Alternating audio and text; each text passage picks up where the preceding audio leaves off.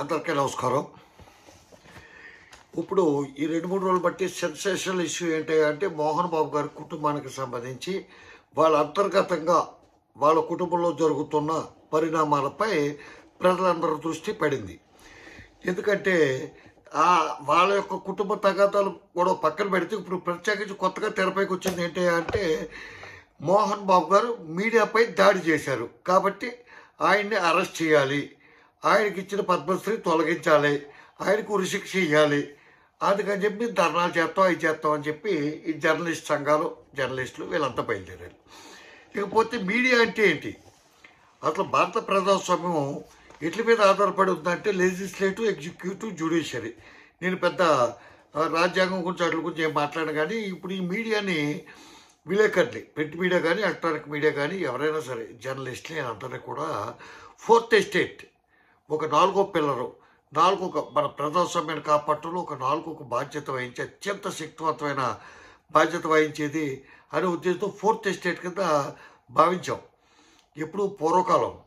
ఇప్పుడు భారతదేశంలో అన్ని వ్యవస్థల్లోని లంచగొండితనం, ఇటువంటి అన్ని లక్షణాలు, చాలా దుర్మార్గమైన లక్షణాలు, తప్పు లక్షణాలు చాలా ప్రవేశించినాయి.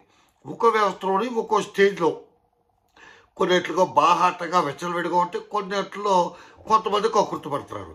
లెజిస్లేటివ్లో కానీ లేకపోతే ఎగ్జిక్యూటివ్స్లో కానీ లేకపోతే జ్యుడిషియర్లో కానీ అందరిలోనే లంచగొండలు ఉన్నారు.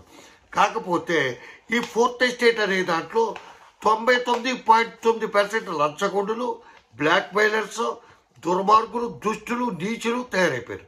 ఎందుకంటే ఎక్కడైనా సమాజంలో అవినీతి జరుగుతుంటే అది ప్రజల ముందుకి, ప్రభుత్వం ముందుకి బహిర్గతపరచడం ద్వారా తీసుకెళ్లవలసిన వీళ్ళు ఏంటంటే బ్లాక్ మెయిలర్స్ అయిపోయారు. పత్రికలకు సంబంధించి కానీ మీడియా, ప్రింట్ మీడియా, ఎలక్ట్రానిక్ సంబంధించిన కానీ అధిపతులేమో కొన్ని పార్టీలకు కొమ్ము కాస్తారు, కొన్ని పార్టీలతో కొమ్మక్కైపోయారు. వాళ్ళతో లాలోచి పడిపోయి వాళ్ళ నుంచి పెద్ద మొత్తంలో డబ్బు గుంజుతూ కానీ లేకపోతే వాళ్ళు పెద్ద మొత్తంలో లబ్ధి చేకూరుతూ కానీ లబ్ధి పొందుతూ కానీ జరిగి వీళ్ళ పార్టీలకు సపోర్ట్ చేస్తారు. ఇకపోతే పట్టణాల్లో కానీ సిటీస్లో కానీ పల్లెటూరులో కూడా ఉండే ఈ విలేకరులు కానీ న్యూస్ కంట్రిబ్యూటర్లు కూడా ఆఖరికి వీళ్ళు పెద్ద బ్లాక్ మెయిలర్స్ కింద, పెద్ద లంచగొండల కింద తయారైపోయారు. ఏదైనా విషయం ఎవడో ప్యాకెట్లో దొరికాడు, ఆడి గురించి ఆడి పేరు పేపర్లో రాయాలా కలెత్త. పోలీసు వారు పట్టుకున్నారో 7 ప్యాకెట్ ఆడితే దొరికారు, వాళ్ళ దగ్గర 70,000 దొరికినాయి. అంతవరకు రాసి ఊరుకుంటారు వాళ్ళకి డబ్బులు ఇస్తే. డబ్బులు ఇవ్వకపోతే ఫలానా వారి అబ్బాయి, ఫలానా వార్డు మెంబర్ గారి మొగుడు, లేదా ఫలానా సోయన్సో అని ఒత్తును దీర్ఘాలు ఇచ్చి మరి వాళ్ళు న్యూస్ రాసి పేపర్లో ఇచ్చి ఆర్డర్ చేస్తారన్నమాట. ఎవడైనా ఇల్లు కట్టుకుంటుంటే తయారైపోతాడు, నువ్వు రోడ్డు మీదకి వచ్చి కట్టేస్తున్నావు అని చెప్పి.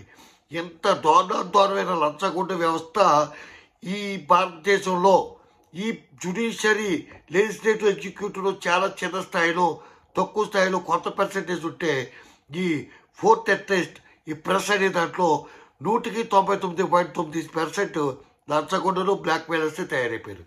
ఇకపోతే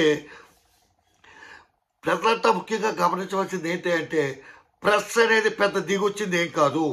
ఈ విలేకరులు కానీ మీడియాకు కానీ తొక్కలో రైట్స్ ఏమీ లేవు. కాన్షియస్లో వీళ్ళకి ఒక 5 పైసలు రైట్ ఎక్కువ ఏమీ లేదు. కామన్ పీపుల్కి ఏం రైట్ ఉంటుందో చూడు, ఈ మీడియాకు కూడా అదే రైట్ ఎడుతుంది, అంతమించి ఏమీ కాదు. ఆడ టక్ మరి కొట్టబట్టుకుని మన ఇంట్లోకి వచ్చేస్తాం, ఆఫీస్లోకి వచ్చేస్తాం అంటే చిత్తకొట్టి పాడతాం పల్లా కొడుకల్ని వితౌట్ పర్మిషన్ వస్తే. ఎందుకంటే దాడి చేయకూడదు, ఎప్పుడు దాడి చేయకూడదు. ఏదైనా ఒక ఇష్యూ పబ్లిక్లో జరుగుతున్నప్పుడు వాళ్ళు కవర్ చేయొచ్చు. పబ్లిక్లో మీరు గొడవ పడతారు కాబట్టి మేము ఫోటోలు తీసాం, వీడియో తీసాం. పబ్లిక్లో యాక్సిడెంట్ జరిగింది, పబ్లిక్లో ఇంకొక ఏదో ప్రమాదం జరిగింది, ఇంకోటి అయిపోతుంది. ఎవడి ఇంట్లోకి వెళ్ళి ఆడి ఇంట్లో బెడ్రూమ్లో గొడవ వీళ్ళకే కావాలి, వంటగదిలో గొడవ వీళ్ళకే కావాలి, కిచెన్లో గొడవ, ఏం కూర వండారో కూడా వీళ్ళకే కావాలి. ప్రతి దానికి బుడబొక్కలేస్తాను. ఈ మధ్య సోషల్ మీడియా వచ్చాక వీళ్ళు ఇంకానే రోజుకొక సెన్సేషన్ కావాలి వీళ్ళకి. అర్జెంట్కి వెళ్ళిపోతాం, మొక్క మీద కొట్టం పెడతాం. ఆయన ఏదో బాధల్లో ఉన్నారో, కష్టాల్లో ఉన్నారో, ఏదో విదేశాల్లో ఎవడో కాల్పులు జరిపాడు, తెలుగు పెట్టి ఎవడో అక్కడ ఆపదలో ఉన్నాడు, హాస్పిటల్లో ఉన్నాడంటే మీరేంటి అక్కడ స్టూడియోలోకి వచ్చి మనకు పలానా సుబ్బయ్య గారు లైవ్ అన్ని ఇస్తాడు, అక్కడ లైన్లో ఉన్నాడని చెప్తే ఆడు గొట్టం ఇచ్చుకుని వీళ్ళు మొక్క మీద పెడతాం. వాళ్ళ కష్టాల్లో ఉన్నారో, ఇబ్బందుల్లో ఉన్నారో, వాళ్ళ యొక్క మానసిక స్థితి గురించి వీళ్ళు పట్టించుకోరు. డైరెక్ట్గా వెళ్ళిపోతాం, వీళ్ళకేదో రైట్ ఉన్నట్టు కొంపలో దూరిపోతాం. ఎవడు తోలమన్నాడండి మిమ్మల్ని? అంటే ప్రతి వాడు తిరగబడ్డు. మోహన్ బాబు లాంటి షార్ట్ టెంపర్ వాడు కూడా తిరగబడకపోతే సమాజం చాలా ప్రమాదంలో పడిపోద్ది. ఎవడైనా సరే తిరగబడండి. ఈ విలేకరులు కానీ, ఈ సోషల్ మీడియా కానీ, ఈ ప్రింట్ మీడియా కానీ, ఎలక్ట్రానిక్ మీడియా కానీ ఎవడైనా గొట్టాలు పట్టుకుని అనాథరైజ్డ్గా లోపలికి ప్రవేశించి మన అంతరంగిక ప్రైవేట్ వ్యవహారాలు జోలికొస్తే తొక్కుపెట్టి నాడతాయండి. ఇలా లంచాలు తీసుకుని వాడు ఎవడైనా దొరకాల దగ్గరికి వెళ్ళి వీళ్ళ కమిషన్లు కొట్టేసి ఎదవలో ప్రత్యేకించి ప్రతి ఓడి మీదకే వెళ్ళిపోతాం, రాసేస్తూ ఉంటాం, భయపెడతాం, బ్లాక్మెయిల్ చేస్తాం. వీళ్ళ పత్రికలు కరెక్ట్గా ఉన్నాయా? వీళ్ళ రాజకీయ పార్టీలకి సపోర్ట్ చేయట్లేదా? ప్రతి పత్రిక కూడా డివైడ్ అయిపోయింది. 100కి 1 పేపర్లు తప్ప. ప్రతి విలేకరి కూడా వాళ్ళ యొక్క పార్టీని, వాళ్ళ యొక్క యజమానులని ఫాలో అవుతారు తప్ప ఆడ యజమానులకి అనుకూలంగా తప్ప వ్యతిరేకంగా ఒక్క వార్త ప్రశ్నించట్లేదు. అటువంటిప్పుడు వీళ్ళు ఏంటంటే పెద్ద గౌరవించాల్సిన పని తన్ని తెరవేక.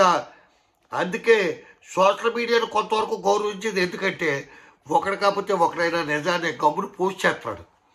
ఏదైతే ఆలోచించుకుని ఎంత పేమెంట్ వస్తుంది, ఎంత నొక్కగలం, ఎంత తొక్కగలం ఇక్కడ అని చెప్పి ఆలోచించుకుని ఆఖరి నిమిషం వరకు బిగబట్టి రాద్దామా మాందామని చెప్పి రాసి వాళ్ళు కొంతమంది, మానేసి వాళ్ళు కొంతమంది. లేకపోతే ఈ సమాజం ఇంత కుళ్ళిపోదు, ఇంత బస్టు పట్టిపోదు. ప్రెస్ అనేది ఒకటి నీతికి నిజాయితీకి నిలబడి ఉంటే ఇప్పటి వరకు మన భారతదేశం చాలా అభివృద్ధి పథంలోకి వెళ్ళు. ప్రధానంగా అమ్ముడిపోయే వ్యవస్థ ఏంటంటే ప్రెస్సే. కొన్ని పెద్ద పెద్ద కుంభకోణాలు బయట పెట్టింది ప్రెస్ పెట్టింది. కానీ ఇటువంటి వాళ్ళు మహానుభావులు, దిగ్గజాలు, వాళ్ళంటి జాతికి నీతికి ప్రజా శ్రేయస్సు కోసం, దేశం కోసం పాటుపడ్డ వ్యక్తులు.